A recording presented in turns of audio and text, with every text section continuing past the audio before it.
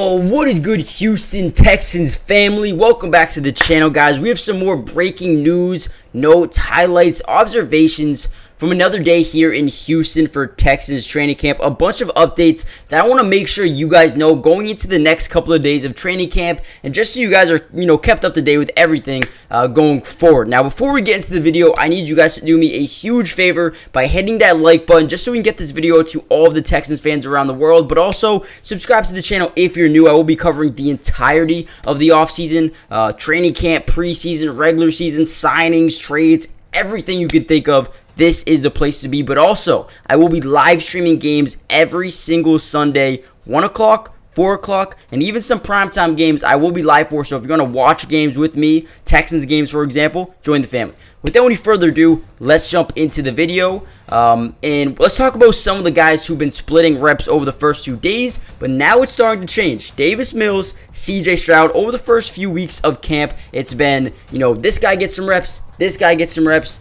back to this guy with the reps. They've been splitting reps basically, but now it's starting to change a little bit. It looks like CJ Stroud is a guy who is getting a lot of reps going forward. I think during yesterday's practice, he started every team period. So that is a change that we've seen, and he's starting to really build some chemistry with a guy like Nico Collins as well. He completed a deep touchdown pass to Nico Collins in practice, which had the fans going crazy, so that was a good sign of practice. Mills also had a good day as well. I don't want to take anything away from him.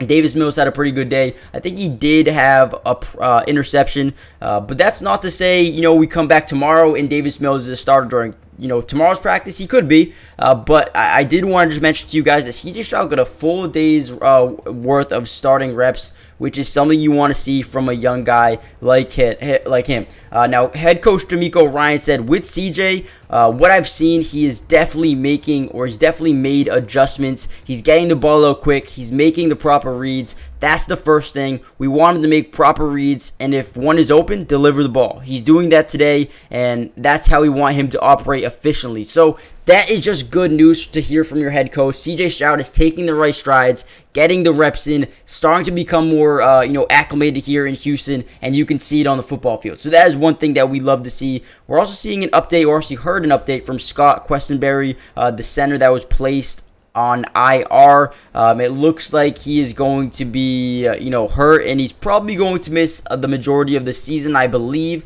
I don't know if they came out with a full injury report yet, but I do know it did not look good. But with that being said, it looks like Drew Scruggs is a guy who can come in, be a day one starter for them, and in fact be a very impactful player for them going into next season. I think that is something to note. Now, some guys are trying to practice after maybe getting banged up and not playing over the past couple of days. Dalton Schultz finally back at practice. That is something we want to see. We need to see him start to build some rapport with the starting quarterback, which CJ Stroud was.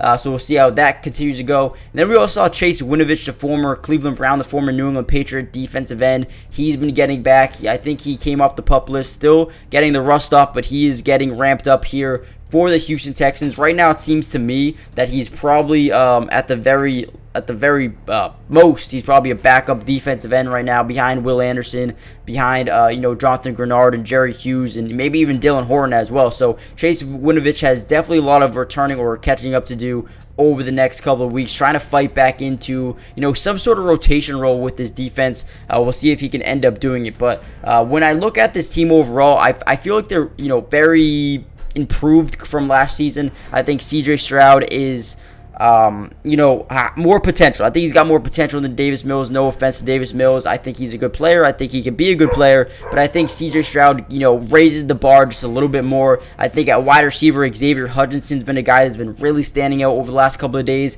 I think he's really starting to earn some reps at wide receiver 1, or maybe in the first group of wide receivers, not wide receiver 1 specifically. But I think he's starting to develop. You also got Nico Collins, John Mechie, Robert Woods, Tank Dell, Noah Brown, who was amazing throughout the first couple of days of camp. Haven't heard his name too much as of late, but Noah Brown over the first, I think, 3 or 4 days of training camp was absolutely electric. So they want him to continue to play that well. They want him to continue to showcase that elite speed, or not elite speed, but that's just the mentality that he has coming over here from Dallas, and his ability to go up and catch almost any single ball, because that dude is kind of huge. So they like his his catch radius overall. So we'll see how he continues to develop and who will be the starting 3 receivers for this Houston Texans team going forward.